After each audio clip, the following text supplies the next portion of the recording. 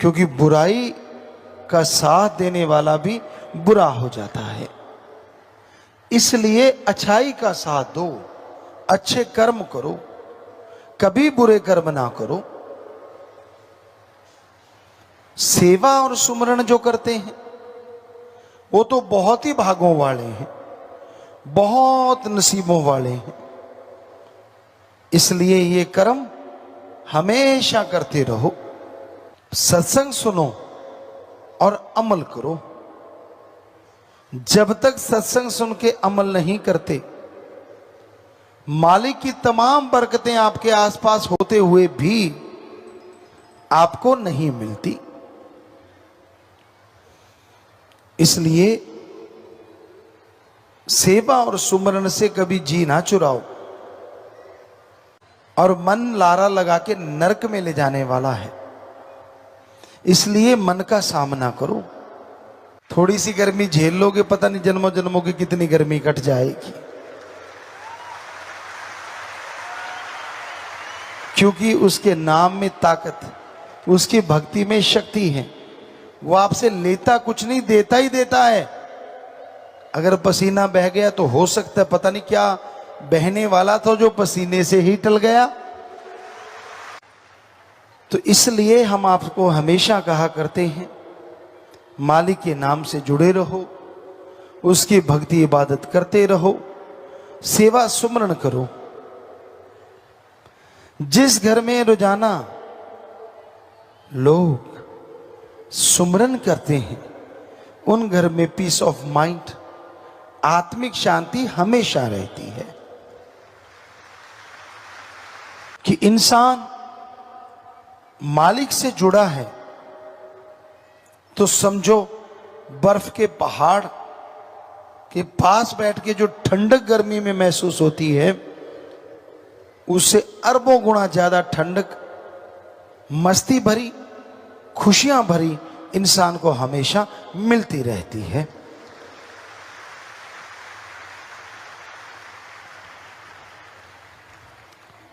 तो आप एक नियम बना लो, सुबह शाम थोड़ा सुमरण करना ही करना है। सुबह शाम चहलकदमी करा करो।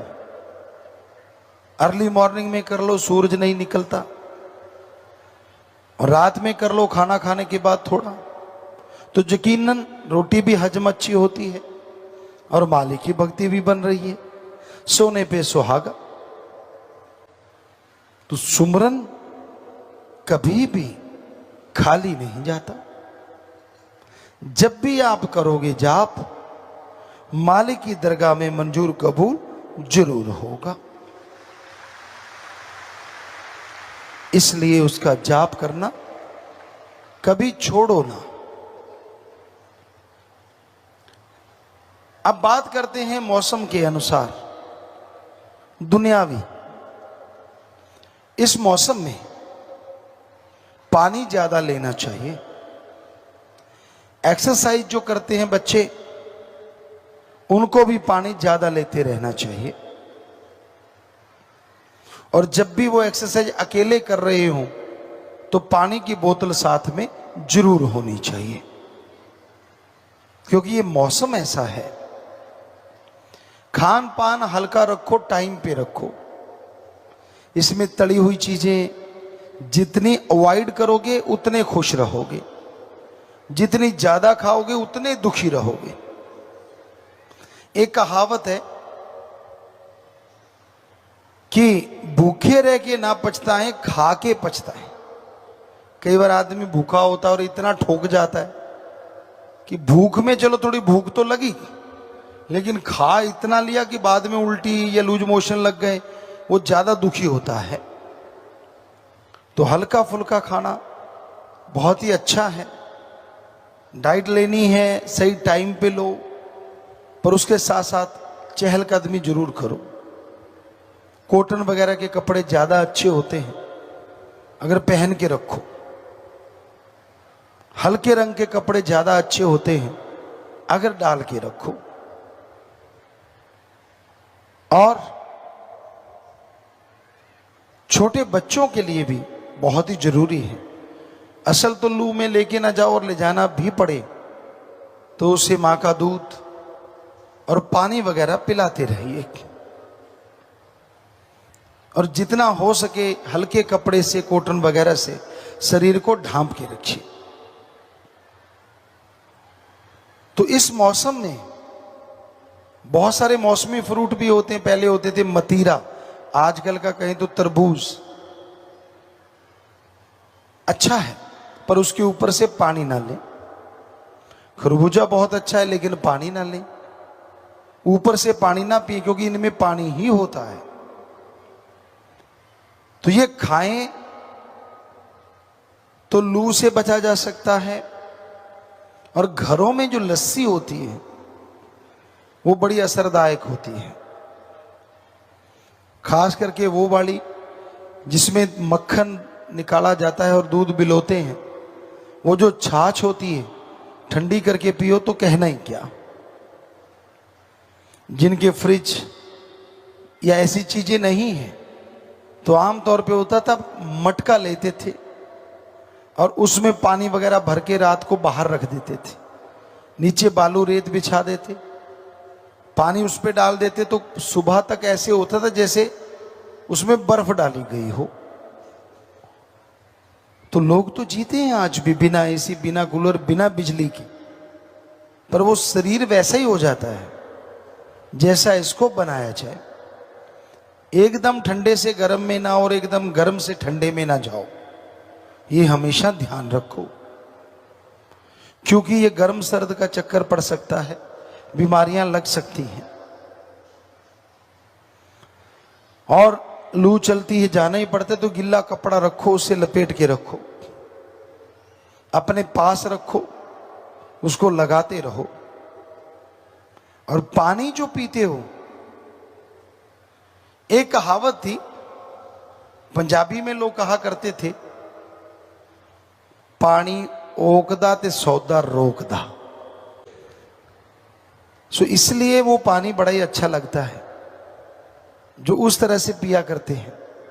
हम नहीं कहते आप पियो, आपकी मर्जी, गिलास है, 100 चीजें हैं, जिसे मर्जी पियो, पर वो एक तरीका था। हमारा इंडियन कल्चर रिच इसलिए था और है, अगर आप उसको संभाल लो, क्योंकि ये वर्ल्ड का नंबर 1 कल्चर है, सभ्यता है, संस्कृति है जो नंबर 1 है। यहां खाना खाने की सलाह सूरज रहते रहते दी जाती थी। डिनर जिसे कहते हो सूरज छुपने से पहले करना,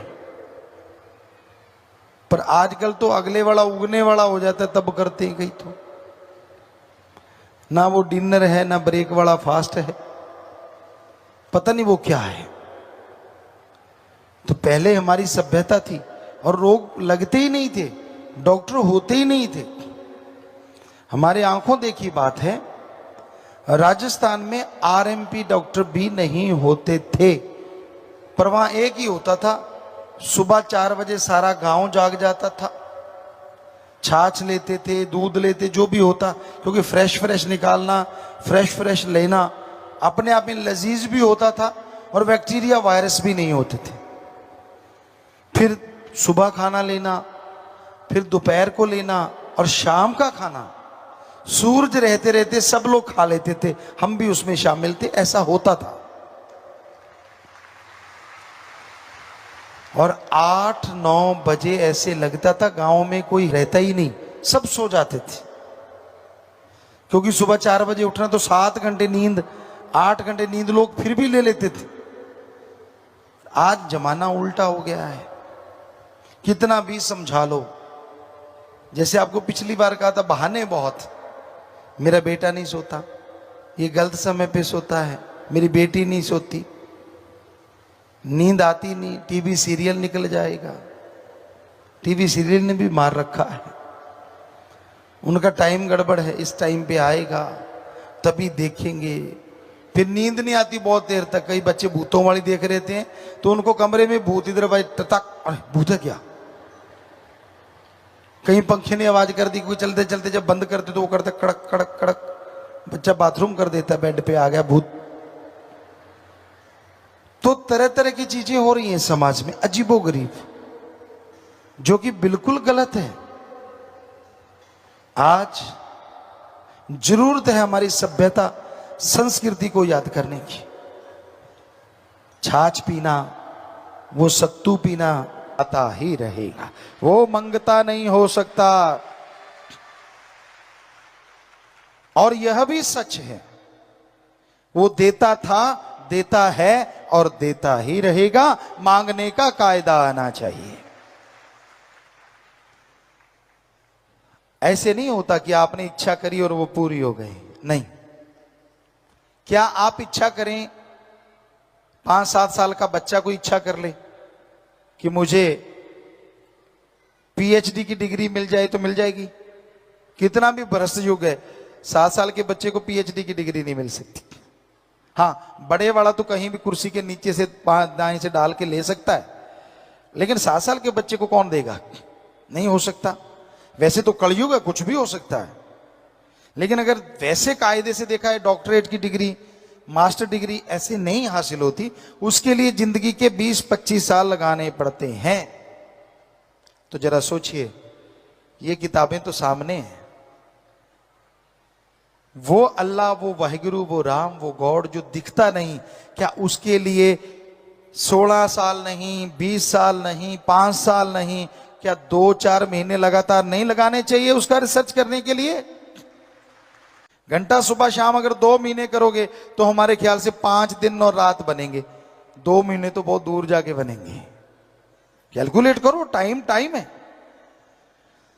तो ये जरूरी है कि आप सही समय के अनुसार भक्ति करें, फिर उसके नजारे ना मिले तो कहें कि हमारे धर्म झूठे। धर्म नहीं कहते कि पैसा देने से भगवान दिख जाएंगे। धर्म नहीं कहते कि कपड़ा चढ़ाने से भगवान दिखेंगे। धर्म नहीं कहते कि धूप में तड़फने से, पाखंडवाद करने से भगवान दिखेंगे। सवाल ही पैदा नहीं होता। ਧੰਨ ਸਤਿਗੁਰੂ ਤੇਰਾ ਹੀ ਆਸਰਾ। ਗੁਰੂ ਜੀ ਦੀ ਪਿਆਰੀ ਸੰਗਤ ਨੂੰ ਨਿਵੇਦਨ ਕੀਤਾ ਜਾਂਦਾ ਹੈ ਕਿ ਹਰ ਰੋਜ਼ ਸਤਸੰਗ ਸੁਣਨ ਦੇ ਲਈ ਸਾਡੇ ਚੈਨਲ ਡੇਰਾ ਸੱਚਾ ਸੌਦਾ ਨੂੰ ਸਬਸਕ੍ਰਾइब कर लेना जी।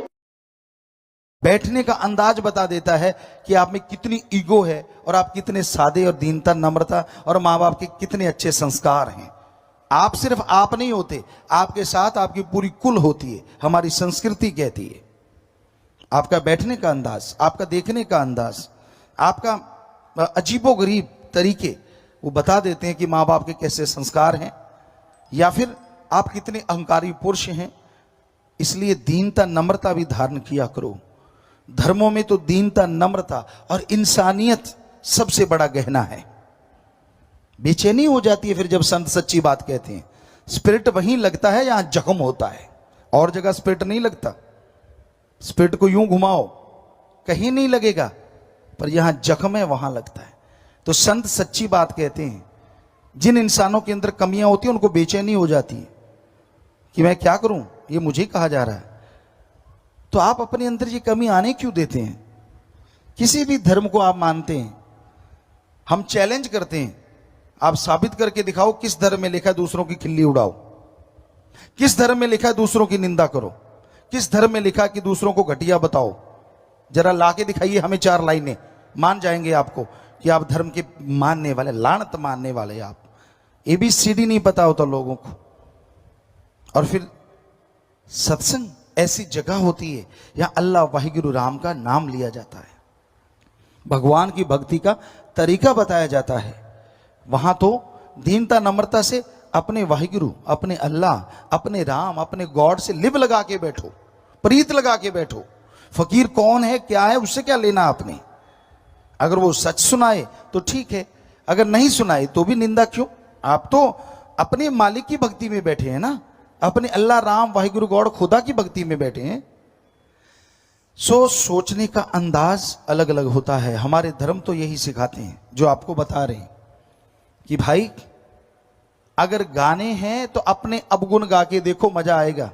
अगर आप में हिम्मत है, अगर आप मर्द हो तो अपनी कमियां दूसरों को बताओ, क्योंकि जो आप अपना गाओगे वो चला जाएगा और जो दूसरों में देखोगे वो आपके अंदर आ जाएगा।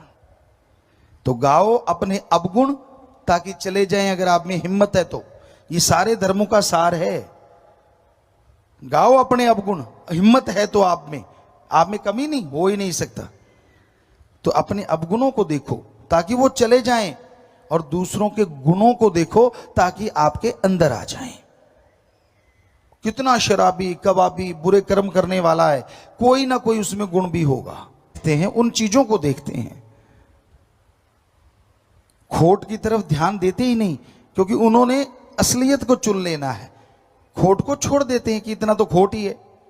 तो वैसे ही हमारे धर्म कहते हैं कि दूसरों के गुणों को देखो ताकि आपके अंदर आ जाएं, और अपने अवगुणों को देखो कभी 5 मिनट अकेले बैठ के, ताकि वो आपके अंदर से निकल जाएं। तो इंसान की मर्जी होती है, हर कोई मर्जी का मालिक। क्या वो कहना चाहता है, क्या वो होता है। लेकिन ये हकीकत है, फकीरों के सामने जब इंसान बैठता है पता चल जाता है कि वो कैसा है, कैसी उसके अंदर ईगो है, कैसी दीनता, नम्रता है। क्या वो धर्म को मानने वाला है या धर्म का दिखावा करके उसको बदनाम करने वाला है। क्योंकि धर्मों में तो कभी किसी का बुरा करना सिखाया नहीं, ठगी, बेईमानी, भ्रष्टाचार सिखाया नहीं। सो इंसान हर कोई मर्जी का मालिक है। हमारे महापुरुषों ने फरमाया, सिख गुरु साहबानों ने फरमाया, कलयुग में कर्म धर्म नहीं कोय, कलु का जन्म चंडाल के होए। कि ऐसा टाइम आएगा जो धर्म का दिखावा करेंगे लेकिन धर्म के कर्मों के फरकच्चे उड़ाएंगे।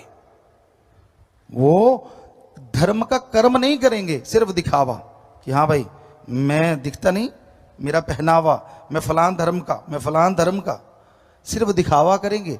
लेकिन जब कर्म परखच्चे उड़ाएंगे धर्मों के, वो धर्म की बात को मानेंगे नहीं, पढ़ेंगे नहीं, चलेंगे नहीं उस पे।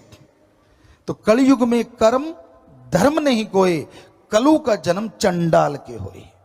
जिस तरह चंडाल बेरहम होता है, कहते जो पशुओं को काटना, बेरहमी से उड़ा देना, उन्हें चंडाल कहा गया। तब खाल उतारना, मांस नोचना, तो ऐसा हो जाता है वो धर्मों को नोचता है, धर्मों को बदनाम करता है, धर्मों का पहनावा पहन के।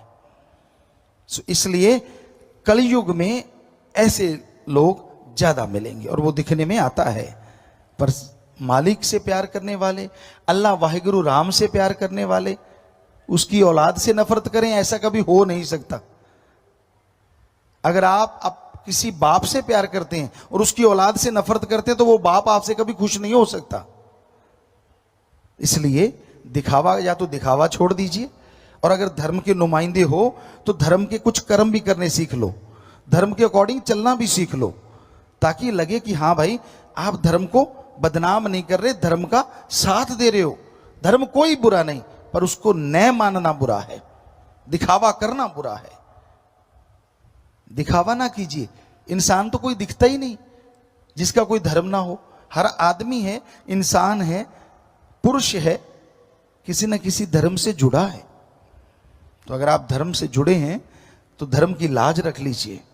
जो गुरु साहबानों ने, ऋषि मुनियों ने, पीर पैगंबरों ने हमें बताया है उसके अकॉर्डिंग चला कीजिए, ताकि जिंदगी में कुछ शांति आए, घर में कुछ फायदा हो और आपका मन मालिक की याद में लग जाए। तो उसी चीजों से बहुत सा काम, जितने भी सेवादार हैं वो भी ध्यान जरूर दिया करें कि गंदगी फैलानी नहीं, रोका करें, और आप भी ना फैलाया करें। टॉफी खाते हैं, रैपर अगर जेब में डाल लोगे तो कोई फर्क नहीं पड़ने वाला, बाद में जाके डस्टबिन में रख देना बस। तो प्यारी साथ संगत जियो, छोटी छोटी बातें हैं जो जीवन में बड़ी सुखदायक होती हैं, फलदायक होती हैं। इनको मानना चाहिए, इन पे अमल करना चाहिए, और साथ साथ राम का नाम जपते रहना चाहिए। भक्ति में वो शक्ति है जो इंसान को इंसान से भगवान तक ले जाती है। भक्ति में वो शक्ति है जो सारे डर गम चिंता मिटा देती है। भक्ति में वो शक्ति है जो भगवान से मिला देती है। भक्ति में वो शक्ति है बिगड़े काम बना देती है। अरे भक्ति में वो शक्ति है बंजर बियाबान में फूल खिला देती है, फल लगा देती है। भक्ति में ये शक्ति है। श्रद्धा होनी चाहिए। गुरु के वचन जो मानते हैं, ना इस जहान में दुख ना उस जहान में दुख। जो नहीं मानते, इधर भी दुखी और उधर भी दुखी। वचन मानो, माने की गति कहीं ना जाए, ना माने पीछे पछताए। किसी से इतना प्यार ना करो कि उसके बिना जीना दूभर हो जाए, और किसी से इतनी नफरत ना करो कि आने वाले टाइम में फिर से प्यार करना पड़ जाए। क्या पता आप किसी को बुरा कहते जा रहे हो, बुरा कहते जा रहे हो, और उसने कुछ ऐसा अच्छा कर दिया कि आपको थूक के चाटना पड़ेगा, यार मैं तो इसको बुरा कहता, इसने अच्छा कर दिया। और इतना अंधा प्यार मत करो कि उसके बिना खाना हजम ना हो, जिंदगी में सुखी नहीं रहोगे। इतना ही प्यार करना है तो अल्लाह वाहिगुरु राम से करो, जो कभी अकेला नहीं छोड़ता, हर समय हर जगह आपके साथ रहेगा। वो अंदर है, बाहर है, कण कण में है, जर्रे जर्रे में है। वो ईश्वर, वो राम, उससे प्यार करो। बंदे से करोगे तो भरना पड़ेगा भाई। हद से ज्यादा अगर उसके पागल हो जाओगे तो मुश्किल हो जाती है। इसलिए एक हद, एक लिमिट होती है, लिमिट तक एक दूसरे से प्यार करो।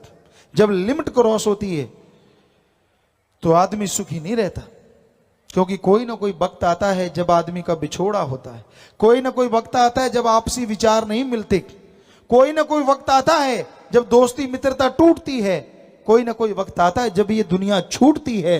एक चला गया, एक यहां रह गया। जो रह गया वो तड़पता है उसकी याद में, चला गया वो तो चला गया। क्यों इतना किया? पता ही है कि जब फानी दुनिया है, लासानी दुनिया है, यहां से तो जाना ही होता है, तो फिर क्यों इतनी मोहब्बत? हाँ, मोहब्बत इतनी ही करनी है अपने पीर फकीर से करो, जो अपने से नहीं अल्लाह से आपको जोड़ देगा, राम से आपको जोड़ देगा, और फिर कोई काम आपका रुकने नहीं पाएगा। भगवान आपका काम खुद आके करने लग जाएंगे, खुशियां आपकी झोलियों में भरने लग जाएंगे। फकीर बेगरज मोहब्बत सिखाते हैं, निस्वार्थ। जो निस्वार्थ प्यार करते हैं वो भगवान को पा लेते हैं। जो निस्वार्थ भावना से चला करते हैं उनकी झोलियां खाली नहीं होती, और जो कोई ना कोई स्वार्थ जचा लेते हैं उन्हें तकलीफें आया करती हैं। तो भाई हम कहते हैं सबसे प्यार करो बेगरज निस्वार्थ भावना से। हाँ, जो आपके रिश्ते हैं उनके प्रति वफादार रहो। पति पत्नी का रिश्ता जायज, मां बाप का रिश्ता जायज, बहन भाई का रिश्ता जायज, और जो रिश्ता है उसी के अकॉर्डिंग रिश्ता रखो, गलत रिश्ता ना बनाओ। अगर उसी के अकॉर्डिंग आप रिश्ता रखते जाएंगे, आगे बढ़ते जाएंगे, तो वो रिश्ते भी आपके लिए सुख देंगे, आपको खुशबू देंगे। पर रिश्तों की हदें पार कर जाओगे तो भाई जिंदगी में फिर दुख परेशानियां आती रहती हैं। इसलिए रिश्तों की सार को समझो, रिश्तों को समझो, रिश्तों का मतलब क्या होता है। कोई भी गलत रिश्ता अपनाता है उसको परेशानी आती है, वो तकलीफ में रहता है।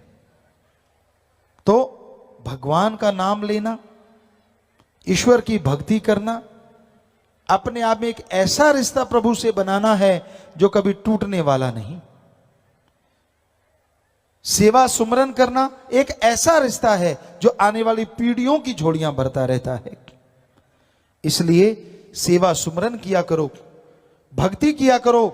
रास्ते पे कोई तड़पता हुआ घायल मिलता है, उठा के हॉस्पिटल ले जाओ, नर सेवा नारायण सेवा, उसकी सेवा की समझो भगवान की सेवा की।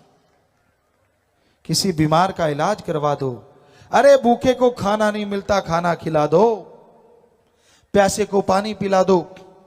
यकीन मानिए ये कर्म वो कर्म हैं जो ईश्वर के नजदीक ले जाते हैं। ये कर्म वो कर्म हैं जो भगवान की खुशियां दिलाते हैं। ये कर्म वो कर्म हैं जो रिश्तों में भी रेगिस्तान में फूल खिला देते हैं। इसलिए बेगर्ज प्यार कीजिए, गर्जी प्यार में डूब ना जाएं। आज दुनिया में गर्ज है, मां से बेटे को गर्ज, वो दूध पीता है। जैसे गर्ज खत्म, प्यार काफी खत्म। बड़ा होता गया, खिलौने लेने हैं, वो गर्ज। और बड़ा हुआ किताबें लेनी है, पढ़ाई में छुट्टी लेनी स्कूल से, वो गर्ज। और बड़ा हो गया, और बड़ा हो गया, शादी हो गई, बच्चे हो गए, कैसी मां कैसा बाप। आज के कलयुग में रिश्ते पल में टूट जाते हैं। तो ये रिश्ते ऐसे मत बनाइए। गर्जी है संसार।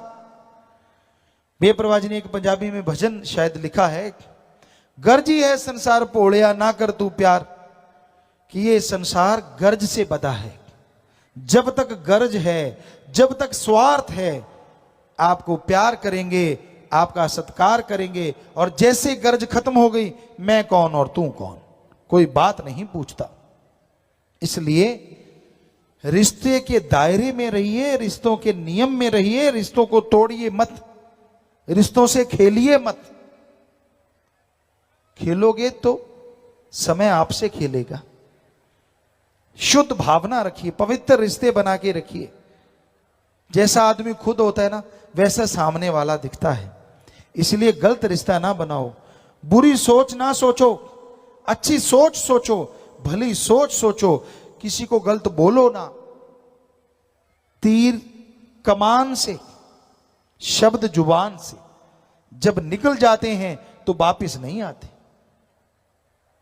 तीर तलवार का जख्म भर जाया करता है, पर जुबान का जख्म हमेशा हरा रहता है।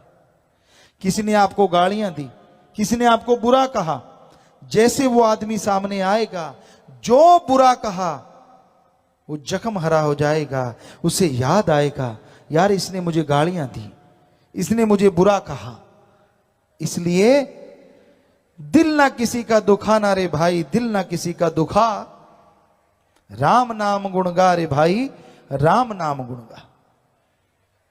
मीठा बोलो, प्यार से बोलो। आपको बात नहीं जचती, कोई बात नहीं। अच्छा नहीं लगता, कोई बात नहीं, किनारा कर लें। लेकिन गालियां देना, बुरा बोलना गलत। प्यार से बर्ताव कीजिए, सत्कार कीजिए बड़ों का, छोटों से प्यार कीजिए, पर निस्वार्थ कीजिए। स्वार्थ अपना पूरा करना है तो अपनी हिम्मत से कीजिए। बच्चों का पालन पोषण करना है, आप घर के मुखिया हैं तो आपका फर्ज है कड़ा परिश्रम करके अपना वो स्वार्थ पूरा करो, पर कुछ समय परमार्थ के लिए भी निकालो। यानी 7 दिन में 1 दिन 2 घंटे दीन दुखियों की सेवा के लिए भी निकालो, बाकी अपने परिवार को दो। क्योंकि वो 2 घंटे जो आप दीन दुखियों की मदद में लगाएंगे, आपको अकल नहीं, असल में वो आपके परिवार के सबसे ज्यादा काम आएंगे, वो जो 2 घंटे आपने लगाए हैं। क्योंकि किसी का भला करोगे, भगवान आपका भला कर देंगे, भगवान आपकी झोलियां भर देंगे। इसलिए भला करना सीखिए। हम कभी किसी को गलत तमीज नहीं सिखाते, हम कभी किसी को गलत बात नहीं सिखाते। हम सबको सिखाते हैं आपस में बेगर्ज प्यार कीजिए, प्रेम करो आपस में भाई, प्रेम में राम समाया है। प्रेम रूप में बैठा घट घट, प्रेम से ही प्रभु पाया है, प्रेम से ही प्रभु पाया है। सो निस्वार्थ भावना से प्यार करो, सबका सत्कार करो, सबका भला करो, अच्छे कर्म करो। गलत रास्ते पे चलने वाले को हाथ जोड़ के रोको, प्यार से रोको, सत्संग में लाके रोको। और जो राम नाम दिलवाते हैं, जो बुराई से जुड़े लोगों का नशा छुड़वा के, बुराइयां छुड़वा के भगवान से जोड़ देते हैं, भगवान उनके घर में बरकतें भेज देते हैं, खुशियों